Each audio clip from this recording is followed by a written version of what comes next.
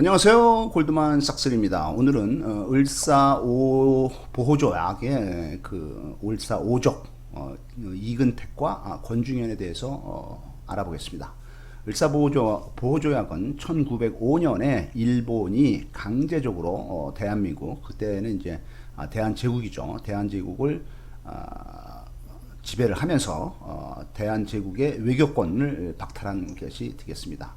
1905년에 이제 을사보호조약이 이제 외교권을 박탈을 하고, 그다음에 이제 그 5년이 지난 1910년에 경술국치 한일합방에서 일본이 완전히 대한제국을 삼켜서 식민지 지배 통치하에 36년간이나 진행이 됐다가 1945년에 해방이 된 걸로 되어 있습니다.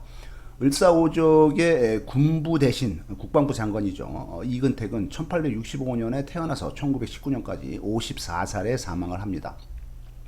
1884년에 19살 때 과거 급제, 묵과의 급제를 해서 단천 부사, 길주 목사를 거쳐서 충청도의 수군 절도사와 병조 참판에 임명이 되겠습니다.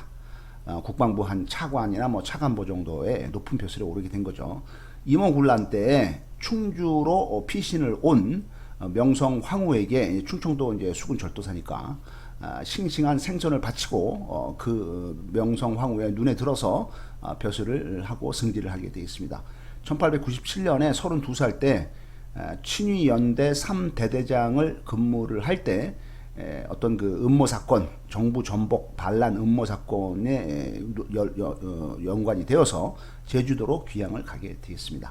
1898년 33살 때 한성 판윤 의정부 찬정을 지내게 되겠습니다. 서울시장격이죠. 상당히 젊은 나이에 출세를 가도를 달리게 된 겁니다. 그거 전부 다 이제 명성황후한테 잘 보여서 그렇겠죠. 1905년에 을사보호조약이 있을 때 40살이었는데 이때 군부 대신 국방부 장관으로서 그 을사보호조약에 사인을 했죠. 그 합의를 해준 거고, 그러면서 일본으로부터 높은 귀족 자귀인 자작, 그다음에 이제 중추원 고문 역할을 맡게 됐습니다. 을사보호조약에 이제 1905년에 40살 때 그 문서에 도장을 찍고 나서 집으로 돌아온 그가 말하기를 상당히 뭐 잘했다고 하는 거죠. 우리 집안은 부귀가 지금부터 크게 시작될 것이다. 장차 미래에 무궁한 복과 즐거움을 누릴 것이다. 이렇게 이제 떠드는 거죠. 잘났다고. 이 말을 들은 부엌에 있던 하인 여자종이 고기를 썰다가 뛰쳐나와서 큰 소리로 말합니다. 참 당신은 참으로 개 돼지보다도 못한 인간이군요. 대신까지 되었는데 나라의 은혜가 얼마나 큰데 나라를 팔아먹었습니까? 내가 비록 천한 종이지만은 어찌 개 돼지의 종이 되겠습니까? 힘이 약해서 당신을 반토막으로 베지를 못하는 것이 안쓰럽습니다. 여자종은 이 말을 하고서 집을 나가서 옛 주인인 한규설에게 돌아가게 되었습니다. 결국 사람이라는 것은 높은 벼슬, 그러니까 뭐 장관에 있든 아니면 천한 직업, 종으로 하인으로 있던, 그게 중요한 게 아니고 어떤 생각을 하느냐, 어떤 역사의식이 있고 어떤 인간성이 있느냐, 이게 중요한 겁니다. 그래서 교육을 받을 때 사자 들어가는 것도 좋죠. 뭐 판사, 변호사, 검사, 의사, 회계사, 이런 그 사자 들어가는 것도 좋고, 공무원도 좋고 모두 좋지만은 너무 이 공부에 열심히 하느라고 영어 수학만 열심히 하고, 명문대학교에 가야 돼서 이제 거기서 이제 공부를 해야 되니까 그래서 영어 수학만 열심히 하고, 그다음에 법전만 그냥 몇 년 동안 달달 외고, 그다음에 이제 회계사 부기 공부나 열심히 하고, 그다음에 의사 공부 인턴 레지던트 거쳐서 6년 8년 하면서 그냥 그 의학 공부만 열심히 한다고 해서 그 시간에 어떤 인간적인 그를 못하면은, 연구와 그 생각을 못하면은 그냥 자기 자신만 아는, 돈만 아는, 부귀 명예 출세, 이게 전부인지는 알고 남들이 괴로워하는 거에 대해서 전혀 공감을 못하고,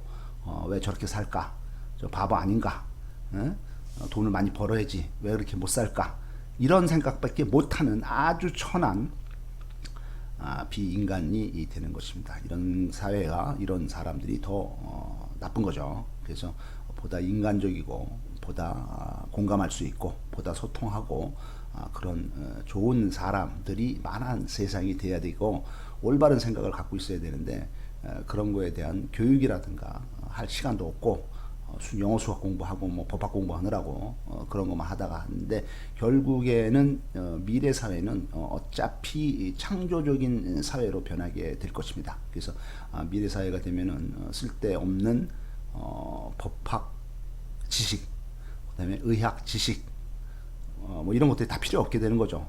다 컴퓨터가 다 기억을 하고 컴퓨터의 기억력과 연산 능력은 매우 뛰어나기 때문에 사람이 따라갈 수 없기 때문에 모든 법전을 컴퓨터가 기억을 하고 모든 의학 지식을 컴퓨터가 기억을 해서 그걸로 하기 때문에 그런 외우는 것들은 안 해도 되고 오히려 창조적인 거, 인간적인 거, 감성적인 거 이런 거에 대한 보다 많은 시간과 많은 노력을 기울여야 되는 사회가 올 것이고 무엇보다도 인간성, 사람의 본성, 남하고 공감하고 남의 괴로움을 나의 괴로움으로 느끼고 도와주고 아껴주고 사랑해주고 관심 갖고 그런 좋은 사람들이 많은 사회를 만들어야 되겠습니다.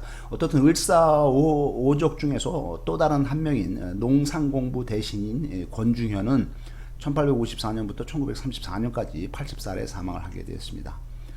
어려서 일본어 공부를 한 괴아파 친일파가 되겠습니다. 1883년 29살 때 동네의 감리서에 서기관을 하면서 일본 주재 서기관을 하게 되겠습니다. 1891년 27살 때 인천항에서 방판 통상 업무를 하게 됐습니다. 일본어를 잘하기 때문에 일본 쪽하고 관련된 그런 외교 이런 업무를 많이 하게 된 거죠. 한성 부윤을 하게 되고 의정부 참찬 표훈원 부총재를 하게 되겠습니다. 1899년 35살 때는 이미 법부 대신이 되겠습니다. 법무부 장관까지 하는 거죠. 35살 젊은 나이에. 1901년에 37살 때 군부 대신 임시 서리를 하게 되었습니다. 37살 때 이미 국방부 장관 대디를 한 거죠. 1902년에 38살 때 대한제국의 육군 무관학교 교장 임시 서리, 이것도 이제 육군 무관학교, 그러니까 육사 같은 거죠. 여기에 교장에 대리를 한 거죠. 젊은 나이 38살 때죠. 상당히 젊어서 출세를 하게 된 겁니다.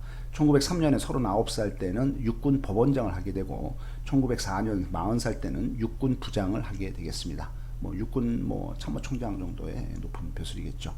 1905년에 41살 때는 농상공부 대신을 하면서 을사보호조약에 사인을 하게 되면서 일본의 통치 지배를 받아들이는데 협조를 하게 된 거죠.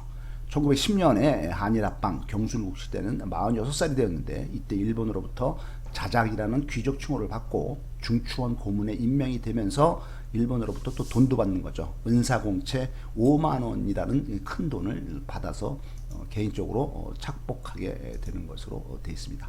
감사합니다.